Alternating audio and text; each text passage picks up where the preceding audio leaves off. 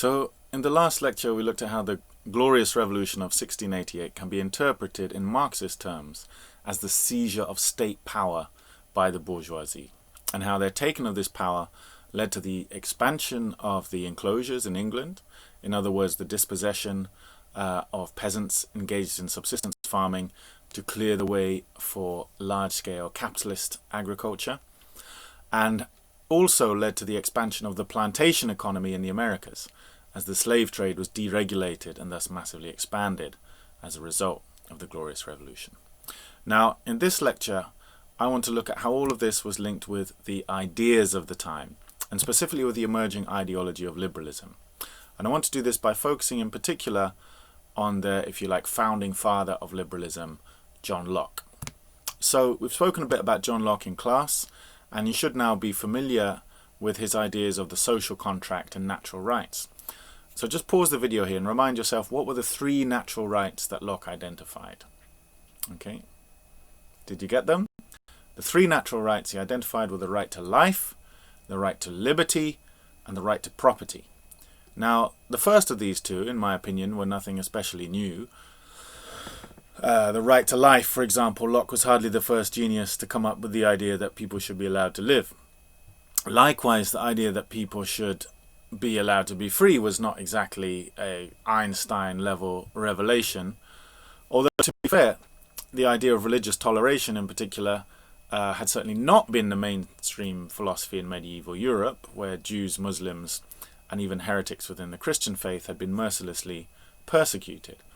But what had happened with the Reformation, and I suggest you pause the video here and just remind yourself what the Reformation was. What had happened with the Reformation was that beginning in the early 1500s, Christianity had essentially split into two sects, Catholicism and Protestantism. And this had led to more than a century of wars throughout Europe between these two groups. One of the most devastating of these wars, the 30 Years' War, came to an end in 1648 with the Treaty of Westphalia, which basically established the principle that each country's religion was its own business, or rather was the business of its ruler. So the seeds of some kind of religious toleration were there, but Locke took this one stage further to say actually each individual person's religion was their own business. But still, the point I am making here is that it was not the right to life nor the right to liberty that were really such novel ideas, but rather it was his particular definition of property rights that was his most original theoretical innovation, as well as the most important one for the rising bourgeoisie. That's my argument. So what was John Locke's theory of property? Basically, he believed that so long as a person's property, that is to say all of their assets and wealth, is justly acquired, then that person has an absolute right to it. An absolute right. Now, what does that mean? Well, it entails two things. Firstly, it entails that no one else has the right to take it from them. And that includes the state through taxation. Okay, so Locke did believe that people, being rational creatures, would consent to paying tax for some kind of defense and criminal justice system, as this was necessary to uphold the law and safeguard natural rights. But taxation for any other purpose, such as to promote equality or alleviate social problems, was an infringement of their property rights. Secondly, this idea of absolute property rights entails that there should be no restrictions on how people use their property. Well, except one. In fact, what Locke said was that people have the right to dispose of their property however they see fit, so long as they do not let it spoil or go to waste. Now, this is an important caveat or exception, as we shall see. So, it's very interesting if you think about it. What Locke is proposing in the economic sphere, the idea of absolute unrestricted property rights, is the precise opposite of what he's proposing in the political sphere, which is an end to absolute unrestricted power. And this is particularly interesting when we consider three facts about Locke and his employer and patron, the Earl of Shaftesbury. Patron being basically someone who gives him money, right? He was in the service of the Earl of Shaftesbury. Three facts. So firstly, the Earl of Shaftesbury was an enclosing landlord, someone seeking to enclose his land, that is, fence it off and deny commoners access to it. Remember, in the previous lecture I told you about how these enclosing landlords often faced a problem before the Glorious Revolution, which is that the commoners, the local peasants in the area, often had customary rights to access the land, to graze animals on it, and so on. Well, now here was John Locke, with his theory of absolute property rights, providing the perfect justification for enclosing the land and keeping them out. According to Locke's theory, the landowner should be able to use that property however they saw fit, and the commoners therefore had no right to access or use it for their own survival and subsistence. Secondly, the Earl of Shaftesbury owned significant land holdings in the Americas and sought, therefore, we might deduce, some kind of justification for the theft of Native American land. And this is where Locke's caveat came in, his exception to people being able to use property however they saw fit. Remember, according to Locke's theory of property, people had an absolute right to use their property however they saw fit, so long as they did not let it spoil or go to waste.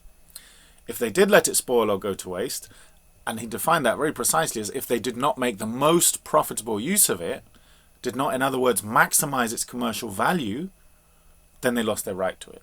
And this is precisely how Locke's theory of property was used to justify the theft of land from the Native Americans, who, it was argued, were not making the most profitable use of their land and had therefore forfeited their right to it to those who could use it more profitably.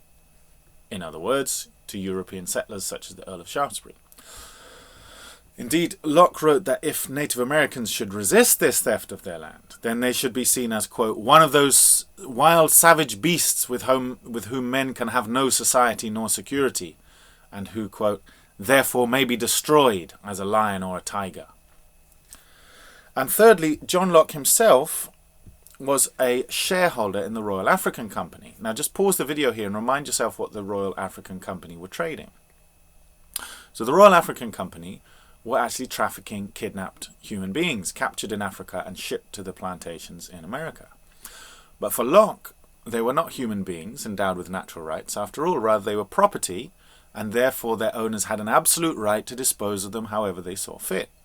Now it's also important to note here that as well as being a philosopher, Locke had also served for a year as the Secretary of the Council of Trade and Plantations, which oversaw Britain's colonies in the Americas.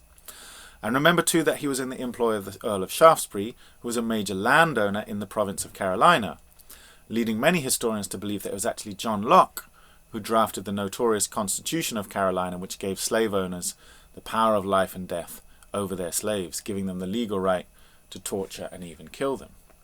So, in all, I think two things become clear, two things which are not clear at all from your textbooks. The first is that the natural rights, which we are led to believe Locke saw as inherent in all human beings, did not for him appear to apply to Africans or Native Americans. The second thing that becomes clear is that Locke's understanding of property rights had a specific utility, that is, use, for the rising bourgeois class, inasmuch as it justified the dispossession of both the English peasantry and the Native Americans, and also justified the extreme violence which underpinned the system of slave labour in the Americas.